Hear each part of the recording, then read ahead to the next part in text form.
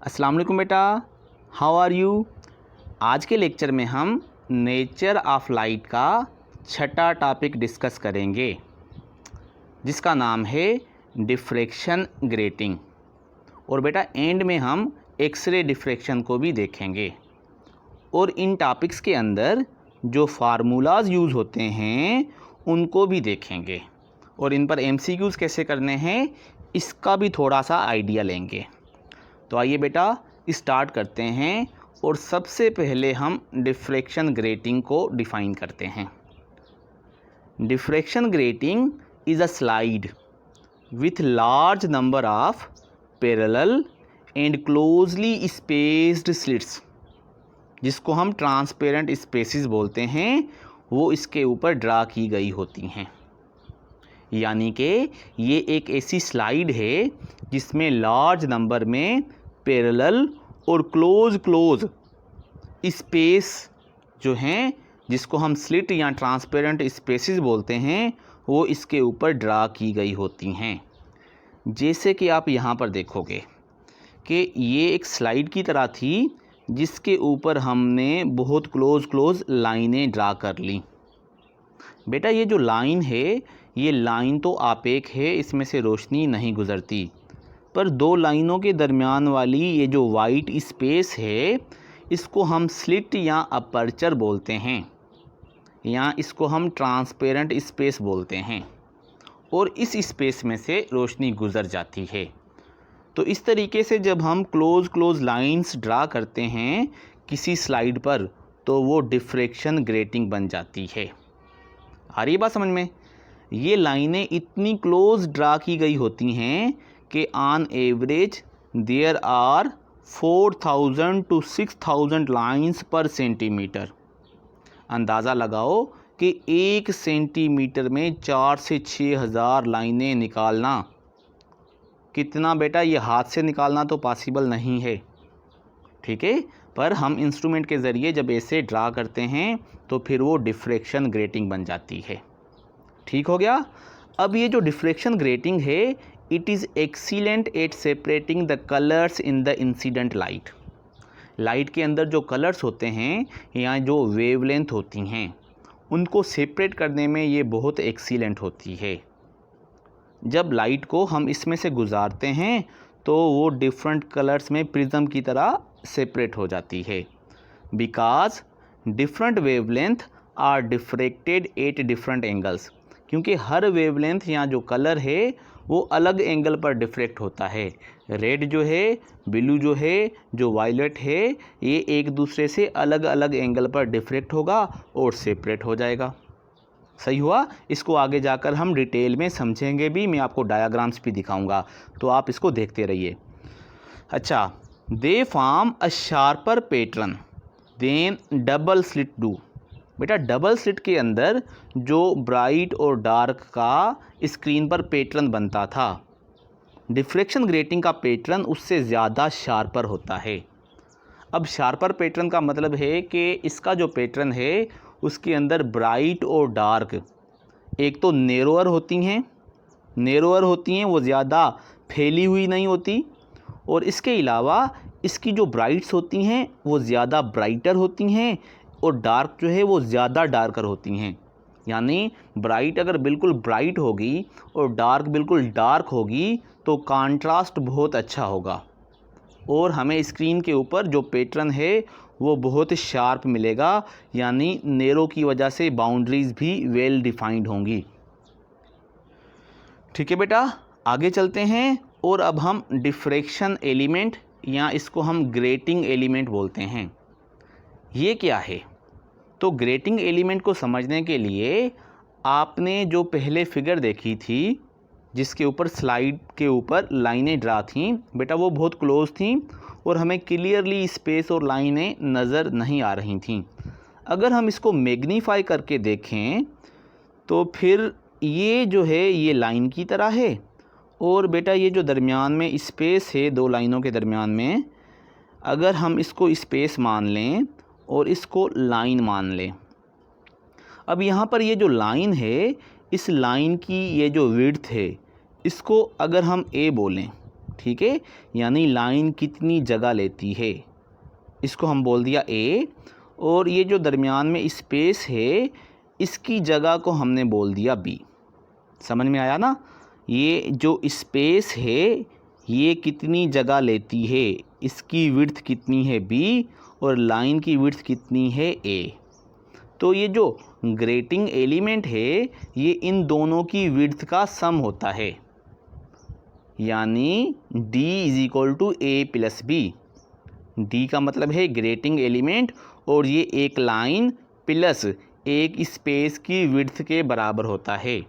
और बेटा क्योंकि ये डिस्टेंस है, दो विड्थ का सम है, तो इसका यूनिट जो है वो मीटर या सेंटीमीटर मिलीमीटर यानी लेंथ की तरह होगा। समझ में आया कि ग्रेटिंग एलिमेंट जो है वो a प्लस बी के सम के बराबर होता है। अब d जो है ये a प्लस बी के बराबर तो है, लेकिन इसके अलावा हम इसको दूसरे फार्मूलाज में भी लिखते हैं, जैसे कि ग्रेटिंग एलिमेंट जो है it is the reciprocal of number of lines per unit length.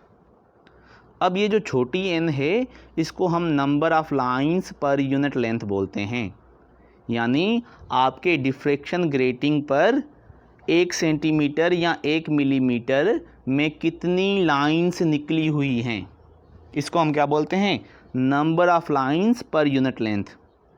इस number of lines per unit length को निकालने के लिए हम क्या करते हैं कि ग्रेटिंग के ऊपर टोटल नंबर ऑफ लाइंस को टोटल लेंथ के साथ डिवाइड कर देते हैं। यानी जब आप टोटल लाइंस को टोटल लेंथ के साथ डिवाइड करोगे तो फिर आपको यूनिट लेंथ के अंदर लाइनें मिलेंगी, जिसको हम क्या बोलते हैं, number of lines per unit length. ये छोटी n और बड़ी n में फ़र्क है। छोटी n का मतलब है number of lines per unit length, ठीक है, और बड़ी n का मतलब क्या है, टोटल नंबर ऑफ लाइंस।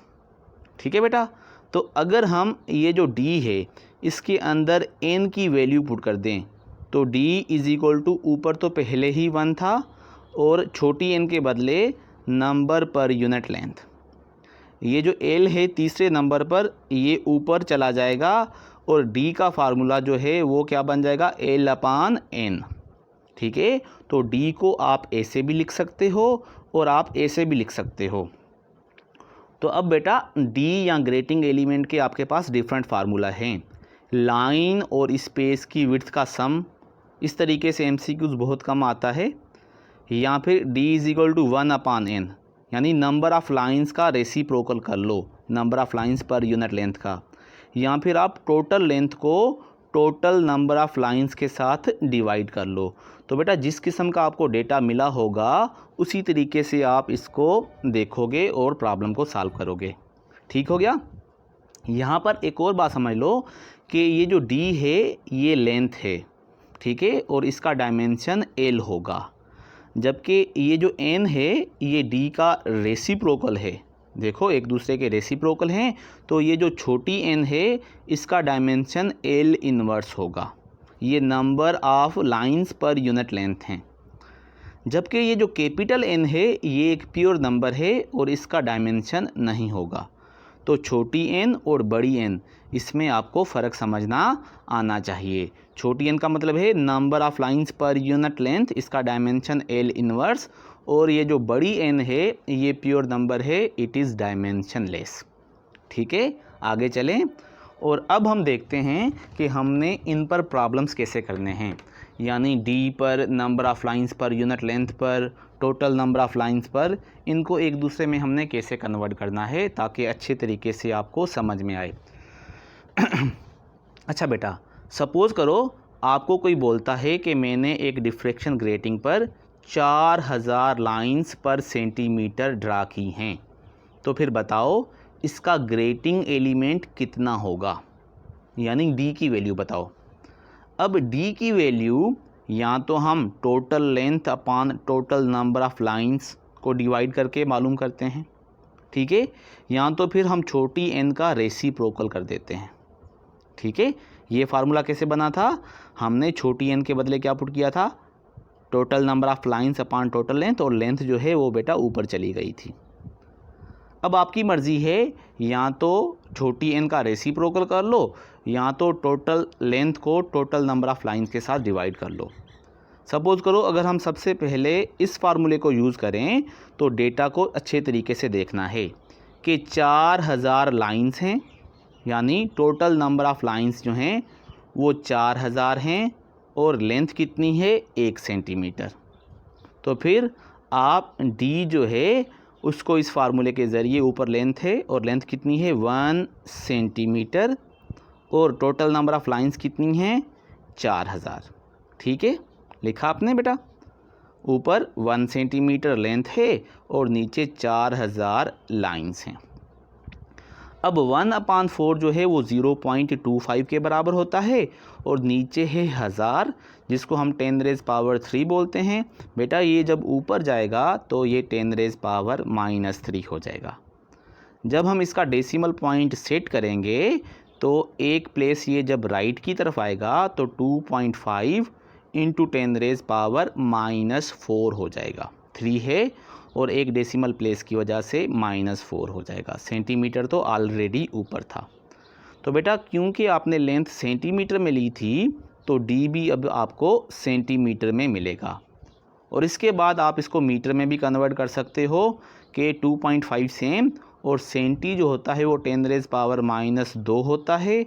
-4 ये ऑलरेडी है तो -2 के ऐड होने की वजह से ये बन जाएगा 2.5 इंटू 10⁻6 मीटर। ठीक है, तो इस तरीके से आपने टोटल लाइनें और टोटल लेंथ को सोचकर आपने ये जो d है इसको निकाला। बेटा अगर आप इस तरीके से सोचते हो तो आपने डायरेक्ट छोटी n की वैल्यू लेनी है। जैसे कि d जो है वो 1/n और n क्या है 4000 लाइंस पर सेंटीमीटर। तो आपने यहाँ पर लाइंस पर लेंथ जो है उसकी डायरेक्ट वैल्यू पुट करनी है। तो छोटी n क्या है 4000 लाइंस पर सेंटीमीटर। वंस अगेन ये जो सेंटीमीटर है ये यहाँ से ऊपर चला जाएगा तो ये फिर एक मर्तबा ऐसा ही बन जाएगा, यानी ऊपर होगा सेंटीमीटर और नीचे होगा 4000 और फिर बेटा आगे तो ऐसे ही सॉल्व होगा और सेम ही आंसर निकलेगा। तो भली आप ऐसे सोच लिया करो कि टोटल लेंथ में कितनी टोटल लाइनें हैं या number of lines per unit length कितनी हैं। तो फिर भले आपको ऐसे समझ में आता है तो ऐसे यूज़ करो, ऐसे समझ में आता है तो ऐसे यूज़ करो। सही हो गया। अब हम देखते हैं कि अगर हमें d मिला हो तो नंबर ऑफ़ लाइंस कैसे निकालनी है। पहले क्या था, number of lines per unit length मिली थी और हमने d निकाला। तो अगर हमें बोलता है कि d की वैल्यू ये है जो अभी अभी हमने निकाली 2.5 इंटू 10⁻⁻4 सेंटीमीटर में या -6 मीटर में, तो अब बता दो कि नंबर ऑफ़ लाइंस पर सेंटीमीटर कितनी होंगी। तो बेटा नंबर ऑफ़ लाइंस कितनी होनी चाहिए 4000 होनी चाहिए ना, क्योंकि सेम डेटा को हम रिवर्स करेंगे। तो अब हमने number of lines per unit length यानी छोटी n की वैल्यू निकालनी है। तो बेटा इसको निकालने के लिए या तो हम क्या करेंगे d को रेसिप्रोकल कर देंगे, क्योंकि d जो है n को रेसिप्रोकल करने से मिलता है तो n जो है वो d को रेसिप्रोकल करने से मिलेगा। या फिर ये वाला फार्मूला भी है कि total number of lines upon total length. ठीक है, तो कभी कभी हमें बोलता है कि ग्रेटिंग पर इतनी लाइनें हैं और उसकी इतनी लेंथ है, और कभी कभी हमें d दे देता है तो हमने इसको रेसिप्रोकल कर लेना है। तो यहाँ पर हमें d मिला है तो इसको बेटा हम रेसिप्रोकल करते हैं और रेसिप्रोकल में इसकी वैल्यू पुट करेंगे 2.5 इंटू 10⁻⁻4 सेंटीमीटर। ठीक है, अब ये जो 2.5 है इसका डेसिमल ख़त्म करने के लिए हम इसकी डेसिमल ख़त्म करके नीचे क्या लगाएंगे 10, तो ये हो जाएगा 25/10 डिनोमिनेटर में। पर यहाँ से ये जो 10 होगा वो चला जाएगा ऊपर, तो ये हो जाएगा 10/25। -4 जो है ये ऊपर जाकर हो जाएगा +4 और सेंटीमीटर ऊपर जाकर हो जाएगा सेंटीमीटर इनवर्स। ठीक है, समझ में आ रहा है। 10 को 25 से डिवाइड करोगे निकलेगा 0.4 और ये इंटू 10⁻4 सेम। ठीक है, तो n का जो यूनिट होगा वो लेंथ का इन्वर्स होगा, क्योंकि बेटा याद कर लो d लेंथ होती है और n d का रेसिप्रोकल है, तो छोटी n जो है ना वो सेंटीमीटर इन्वर्स या मीटर इन्वर्स यूनिट भी ऐसा होना चाहिए। अब जब बेटा हम इसको सेट करेंगे तो 0.4 का जो डेसिमल पॉइंट है ये 4 प्लेसेस इधर आ जाएगा, क्योंकि ये 10⁻⁴ है, तो ये निकलेगा बेटा 4000 लाइंस। सेंटीमीटर इन्वर्स लिखो या पर सेंटीमीटर नीचे ले आओ। अगर हमें मीटर में आंसर चाहिए तो सेंटीमीटर होता है 10⁻⁻², -2 ऊपर जाएगा +2, तो 2 सिफर और लग जाएंगे, यानी ये इतने सिफर के साथ ये हो जाएगा 40 लाख, एका ढाका 100,000 10,000 लाख नहीं सॉरी 4 लाख लाइंस पर मीटर। समझ में आ रहा है? तो 4000 लाइंस पर सेंटीमीटर या 4 लाख लाइंस पर मीटर।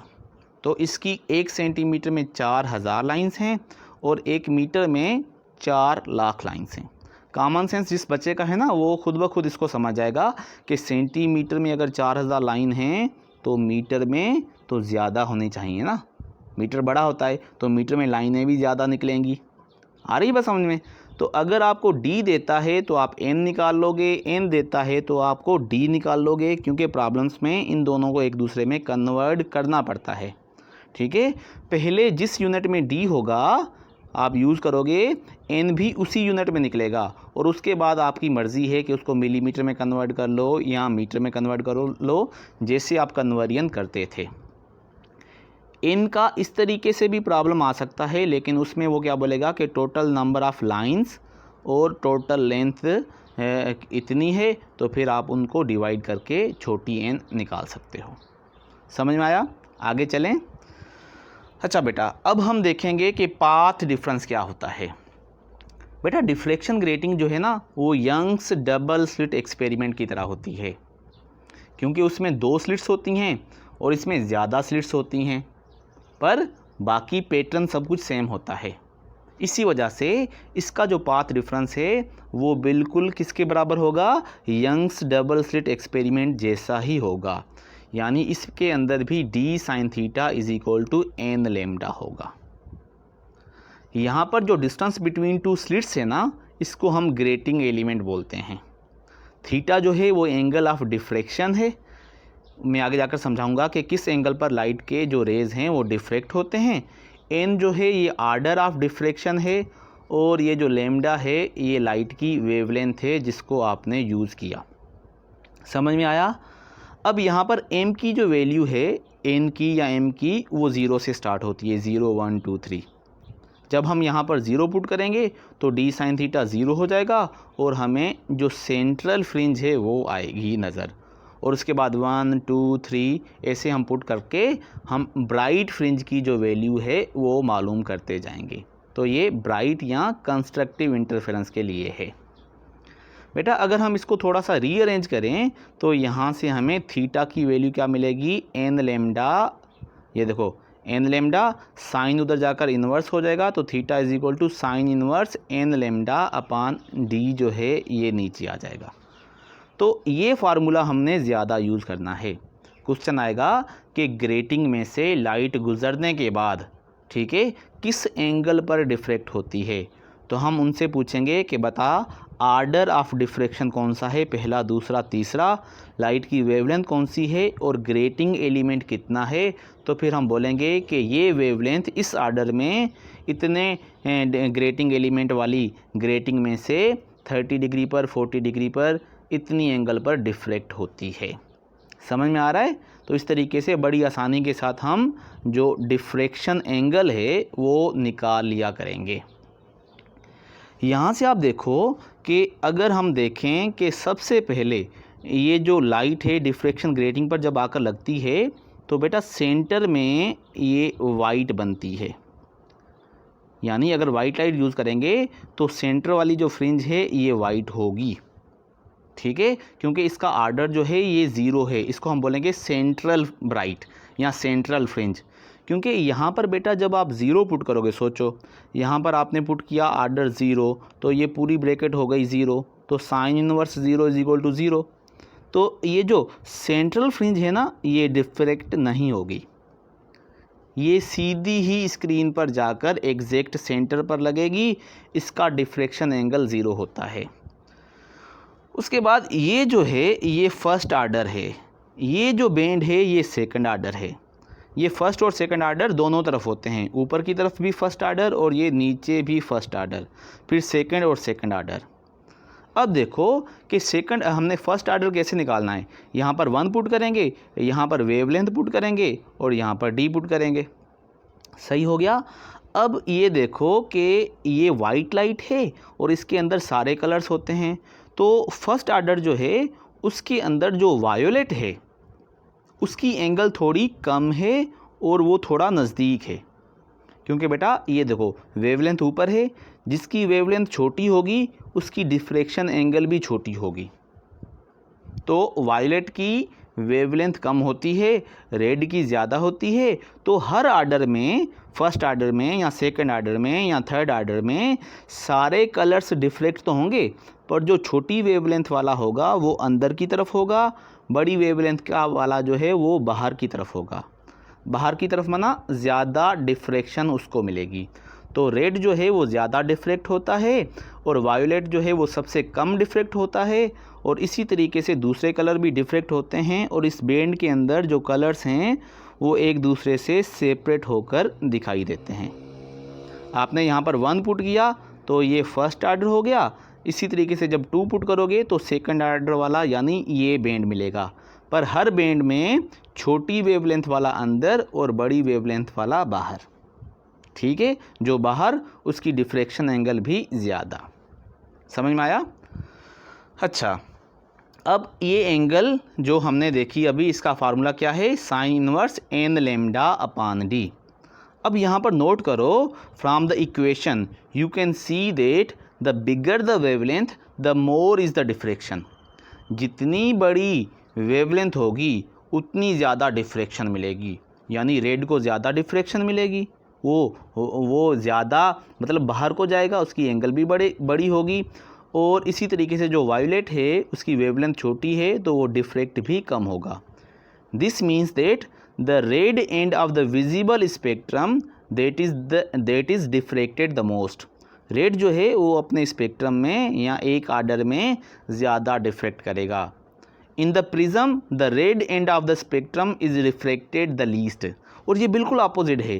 प्रिज्म में से रेड जो था वो अपने स्पेक्ट्रम में कम से कम रिफ्रैक्ट होता था, तो रिफ्रैक्शन में तो प्रिज्म में से लाइट जो है वो रेड कलर वाली कम से कम रिफ्रैक्ट होती थी, वायलेट वाली ज़्यादा से ज़्यादा बेंट होती थी। याद है ना आपको? और यहाँ पर उल्ट है कि रेड वाला ज़्यादा डिफ्रैक्ट होता है। डिफ्रैक्ट और रिफ्रैक्ट को भी समझो।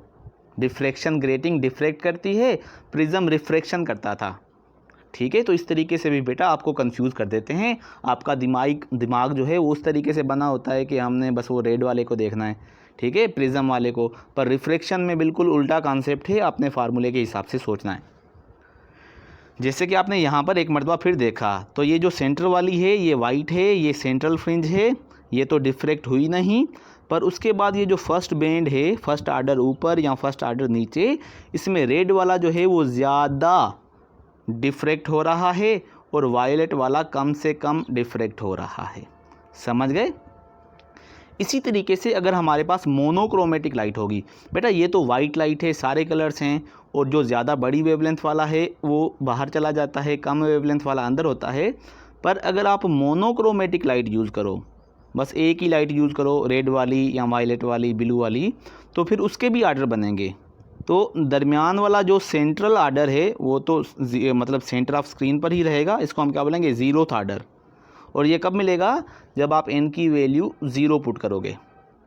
और उसके बाद ये जो फर्स्ट आर्डर होगा ये यहाँ पर हमने 1 पुट करना है, तब मिलेगा। अच्छा, अब ये जो मोनोक्रोमेटिक लाइट होती है इसके फर्स्ट आर्डर में बैंड नहीं मिलेगा आपको, इस तरीके से सारे कलर नहीं मिलेंगे, बस एक ही कलर मिलेगा। अगर ये रेड कलर की लाइट होगी ना तो यहाँ पर आपको रेड कलर मिलेगा, और इस तरीके से फिर सेकंड आर्डर में भी रेड कलर मिलेगा। ठीक है, थर्ड आर्डर में भी यहाँ पर रेड कलर मिलेगा। तो रेड कलर का first order, second order, third order, ऊपर की तरफ भी और नीचे की तरफ भी। तो हमसे ऐसे क्वेश्चन आएंगे कि मोनोक्रोमेटिक लाइट की इतनी वेवलेंथ है तो उसका फर्स्ट आर्डर कितनी एंगल पर डिफ्रैक्ट हो रहा है। ठीक है, तो जो सेंट्रल होता है ज़ीरो आर्डर वो तो ज़ीरो पर ही डिफ्रैक्ट होता है, और उसके बाद जो दूसरे आर्डर होते हैं वो डिपेंड करता है उसकी वेवलेंथ पर, ग्रेटिंग एलिमेंट पर, कि उसने किस एंगल पर डिफ्रेक्ट होना है। तो बेटा वाइट लाइट की डिफ्रेक्शन में बैंड बनते हैं, ठीक है, और मोनोक्रोमेटिक लाइट की डिफ्रेक्शन में एक ही कलर जो है उसके डिफरेंट आर्डर जो हैं वो डिफ्रेक्ट होते हैं। समझ में आया? अच्छा, अब यहाँ पर याद कर लो, क्योंकि वेवलेंथ वगैरह बहुत छोटी होती है तो लाइट को हम कभी कभी छोटे यूनिट में भी यूज़ करते हैं, और ये जो डिग्री का छोटा यूनिट होता है इसको हम मिनट बोलते हैं, जिसकी एब्रीवेशन जो है ये डैश की तरह है, ठीक है। और एक डिग्री जो होती है उसके अंदर 60 मिनट होते हैं। तो जब आपको डेटा मिलेगा ना तो इस तरीके से मिलेगा कि 13 डिग्री एंड 54 मिनट। तो ये जो 54 मिनट होंगे उसको फिर आपने डिग्री में कन्वर्ट करना है। कैसे? जितने भी मिनट होंगे उसको 60 से डिवाइड करोगे तो आपकी डिग्रियां बन जाएंगी। तो यहाँ पर क्योंकि एंगल बहुत स्मॉल होती है इसलिए मिनट्स में भी मिल जाती है, तो फिर उसको 60 में डिवाइड करके आपने डिग्री में कन्वर्ट कर लेना है बिफोर उसकी वैल्यू डेटा में पुट करने से। सही हो गया? अब आगे चलते हैं। अच्छा बेटा, पाथ डिफरेंस तो d sin theta is equal to n lambda है, ठीक है। अब यहाँ पर अगर हम रीअरेंज करें तो n की वैल्यू बन जाएगी d sin theta upon lambda. अब ये जो n है इसका मतलब है आर्डर ऑफ डिफ्रैक्शंस, यानी जब हम किसी लाइट को ग्रेटिंग में से गुजारते हैं तो हमें उसके कितने आर्डर दिखाई देंगे, पहला, दूसरा, तीसरा। पूछ ले आपसे कि पहला आर्डर कहाँ पर होगा, दूसरा आर्डर कहाँ पर होगा, तीसरा आर्डर कहाँ पर होगा। यहाँ पूछ ले कि अगर पहला आर्डर, यहाँ अगर लाइट इस एंगल पर डिफ्रेक्ट हो रही है और वेवलेंथ इतनी है तो आर्डर कौन सा है, पहला, दूसरा, तीसरा। आर्डर होते हैं ना, पहला, दूसरा, तीसरा, तो कौन सा आर्डर है। यहाँ कभी कभी ऐसा भी पूछते हैं कि मैक्सिमम आर्डर कितने बनेंगे। तो मैक्सिमम आर्डर बेटा तब बनेंगे जब साइन थीटा की वैल्यू 1 हो जाए, क्योंकि साइन थीटा की मैक्सिमम वैल्यू 1 होती है ना। और ऐसा तब होता है जब एंगल कितनी हो, 90। तो जब एंगल ऑफ डिफ्रैक्शन 90 हो जाएगी और साइन थीटा की वैल्यू 1 हो जाएगी तो फिर हमें मैक्सिमम नंबर ऑफ आर्डर मिलेंगे। तो मैक्सिमम नंबर ऑफ आर्डर जो है वो d अपान लेमडा के बराबर होंगे, क्योंकि साइन थीटा वहाँ पर 1 हो जाएगा। समझ में आया? तो आप इस तरीके से मैक्सिमम नंबर ऑफ आर्डर निकाल सकते हो। और यहाँ से ही अगर हम रीअरेंज कर लें तो रीअरेंज करने से हमें वेवलेंथ भी मालूम हो जाएगी कि लेमडा जो है वो d sine theta upon n के बराबर होगा। तो अगर आपको d देता है, आर्डर एंगल ऑफ डिफ्रैक्शन और आर्डर बताता है, तो फिर आपसे बेटा ये भी पूछ सकता है कि लाइट की कौन सी वेवलेंथ है जो हमने इसमें यूज़ की है। आ रही है बात समझ में? तो इस फार्मूले के अंदर टोटल 4 चीज़ें हैं, d grating element, angle of diffraction, order of diffraction and wavelength. बेटा कोई भी आपको 3 बताएगा और चौथी जो है वो आपसे पूछेगा, ठीक है। d की वैल्यू कभी डायरेक्ट नहीं मिली हुई होती और इसको मालूम करने के काफ़ी सारे फार्मूले हैं, ठीक है। आप इसको a प्लस b के ज़रिए भी मालूम कर सकते हो, ठीक है। इसी तरीके से 1 अपान n यानी n को रेसिप्रोकल करके भी मालूम कर सकते हो, ठीक है। लेंथ को टोटल नंबर से डिवाइड करके भी मालूम कर सकते हो। और यहाँ पर इस फार्मूले में आपने देखा कि d sine theta is equal to n lambda, तो इसको अगर आप बेटा रीअरेंज करो तो d is equal to n lambda upon sine theta, ठीक है। तो d के काफ़ी सारे फार्मूले थे इसलिए हमने इसको सेपरेटली करके देख लिया, ठीक है। अब आगे चलें और अब हम देखते हैं एक्सरे डिफ्रैक्शन क्या होती है। बेटा आपको पता है एक्सरे जो है इसकी वेवलेंथ काफ़ी कम होती है, क्योंकि ये स्पेक्ट्रम में, इलेक्ट्रोमैग्नेटिक स्पेक्ट्रम में नीचे की तरफ होता है, गामा रेज के बाद ये ऊपर होता है एक्सरे। ये फ्रीक्वेंसी में तो बहुत ज़्यादा होते हैं पर वेवलेंथ में बहुत कम होते हैं। सिर्फ गामा रे जो है वो इससे ज़्यादा फ्रीक्वेंसी वाला होता है और वेवलेंथ में इससे छोटा होता है। बाकी ये सबसे छोटे वेवलेंथ में होते हैं। भाई कितने छोटे होते हैं? इतने छोटे होते हैं कि इवन दो कि हमने 4000 लाइंस पर सेंटीमीटर निकाली होती हैं किसके ऊपर, डिफ्रैक्शन ग्रेटिंग पर। तो डिफ्रैक्शन ग्रेटिंग जो होता है उसके ऊपर आपने इवन अगर 4000 लाइनें निकाली हों तो उसका जो डी बनेगा कैलकुलेशन के बाद जो हमने इसी लेक्चर में निकाला था वो कितना था बेटा, 2.5 इंटू 10⁻⁻⁴ सेंटीमीटर, या मीटर में कन्वर्ट करोगे तो इतने मीटर। पर ये जो एक्सरे होता है ये इसकी जो लेंथ है, वेवलेंथ ऑफ एक्सरे, ये 10⁻⁻10 मीटर या 1 एंगस्ट्राम होती है। तो ये जो ग्रेटिंग एलिमेंट है, यानी ये जो स्पेस होती है इसके अंदर, ये बहुत बड़ी होती है as compare to X ray. X ray बहुत छोटा है, ठीक है, और ये जो ग्रेटिंग के अंदर जो स्लिट है ये बहुत बड़ी है। तो जब एक्सरे को हम डिफ्रैक्शन ग्रेटिंग में से गुजारते हैं तो वो तो आराम के साथ निकल जाता है, ठीक है। ये 10⁻⁴ का चक्कर है, यानी 10,000 मर्तबा छोटा है एक्सरे उस स्पेस में से।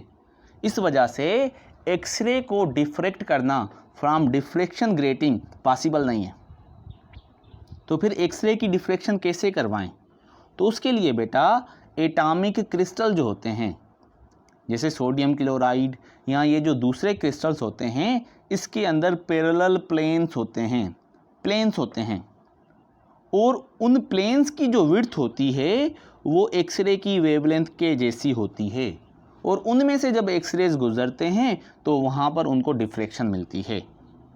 इसलिए टॉपिक का नाम क्या है, diffraction of X rays through atomic crystals. मैंने इसको सीधा सीधा एक्सरे डिफ्रैक्शन लिख दिया है, ठीक है बेटा। तो अब देखते हैं कि diffraction of X rays through atomic crystals कैसे होती है। तो बेटा इसके लिए आप ये समझो कि यहाँ पर हमारे पास ये एक क्रिस्टल है, ठीक है, एटॉमिक क्रिस्टल है जिसके ये दो प्लेन्स हैं। ये देखो ये दो प्लेन्स हैं, इसके अंदर ये एटम्स डॉट डॉट डॉट ये दिखाई दिए हैं। तो जब लाइट या एक्सरेज आते हैं तो इसके प्लेन में से डिफ्रैक्ट होकर ऊपर जाते हैं। सपोज़ करो एक एक्सरे आया और इसके अपर प्लेन को लगकर वापस चला गया, ठीक है, और दूसरा आया और इसके जो लोअर लेयर है इसको लगकर फिर वापस गया। तो ये इंसिडेंट या इनकमिंग एक्सरेज हैं और ये डिफ्रैक्टेड एक्सरेज हैं। अब इन दोनों के दरमियान में पाथ डिफरेंस होगा, क्योंकि ये वाला जो है ये यहाँ से ही लौट गया और ये जो दूसरे वाला था ये इतना अंदर भी गया और फिर वापस भी गया। तो ये जो नीचे वाला है बेटा इसने ज़्यादा पाथ कवर किया, ठीक है। तो पाथ डिफरेंस कितना होगा, ये देखो ये डी साइन थीटा एक्स्ट्रा अंदर आया और फिर वापसी में भी डी साइन थीटा एक्स्ट्रा गया। तो जो टोटल पाथ डिफरेंस होगा वो 2d साइन थीटा होगा। अब ये जो पाथ डिफरेंस है, पाथ का फ़र्क, इसको हम डी साइन थीटा क्यों बोलते हैं, क्योंकि बेटा ये एंगल जो है थीटा, ये देखो यहाँ पर ये जो थीटा है, ये थीटा कौन सी एंगल है, जो ये इनकमिंग रे जो है हॉरिजॉन्टल प्लेन के साथ बनाता है। यहाँ पर ये जो एंगल है ना थीटा, यहाँ पर भी वही एंगल होगी, क्योंकि बेटा ये देखो ये टोटल 90 एंगल है। तो अगर यहाँ पर कितनी है 30, तो ये क्या होगी 60। यहाँ अगर आप ऐसे नहीं समझते तो ये दो लाइनें हैं ना, तो दो एंगल्स के दरमियान में, दो लाइनों के दरमियान में जो एंगल होती है उनके नॉर्मल्स के दरमियान में भी वही एंगल होती है। तो देखो इस लाइन का नॉर्मल ये है और इस लाइन का नॉर्मल ये है, तो ये वाली एंगल आ जाएगी यहाँ पर। तो एंगल के सामने वाली साइड क्या होती है, परपेंडिकुलर। अब आप इस राइट एंगल ट्रायंगल पर साइन थीटा लगाओगे ना, तो आपको ये सामने वाली परपेंडिकुलर साइड क्या मिलेगी, डी साइन थीटा, क्योंकि परपेंडिकुलर के साथ क्या लगता है, साइन थीटा। तो डी साइन थीटा ये और इसी तरीके से डी साइन थीटा ये, तो टोटल पाथ डिफरेंस हो गया 2d साइन थीटा, ठीक है। तो पाथ डिफरेंस हो गया 2d साइन थीटा। जब 2d sine theta n lambda के बराबर होगा तो हमें कंस्ट्रक्टिव इंटरफेरेंस मिलेगा, ठीक है। तो diffraction of X rays through atomic crystals में path difference d sine theta नहीं 2d साइन थीटा होता है, ठीक है। और इस पर जो है वो ब्रेग्स ने काम किया था, इसलिए इस इक्वेशन को हम ब्रेग्स इक्वेशन बोलते हैं। इस पर प्रॉब्लम कैसे आएगा कि यहाँ पर ये जो डी है ये ग्रेटिंग एलिमेंट नहीं, इसको हम बोलते हैं distance between two planes of atomic crystal, यानी एटॉमिक क्रिस्टल के जो दो प्लेन्स हैं उनके दरमियान में कितना गैप है। ठीक है, यहाँ पर ये जो एंगल है ये वो एंगल है जो रेडिएशंस हॉरिजॉन्टल प्लेन के साथ बनाकर आती हैं। एन क्या है, ऑर्डर ऑफ डिफ्रैक्शन जो आमतौर पर 1 होता है, और लैम्डा क्या है, wavelength of the X rays. तो यहाँ पर टोटल 4 चीज़ें हैं, 1 2 3 4, 3 आपको मिली होंगी, चौथी आपने मालूम करनी है। ठीक है बेटा, तो इसको बोलते हैं एक्सरे डिफ्रैक्शन। इसी के साथ ये जो डिफ्रैक्शन वाला टॉपिक है ये भी हमारा कंप्लीट हो गया। तो बेटा अब नेक्स्ट जो है सिर्फ पोलराइजेशन बचता है, उस पर एक लेक्चर होगा और इंशाल्लाह उसके बाद हम टेस्ट कंडक्ट करेंगे। तो आप टेस्ट की तैयारी करते आएँ, इंशाल्लाह विद इन अ वीक हम इसको कंडक्ट करेंगे। ठीक है बेटा, थैंक यू, अल्लाह हाफिज़।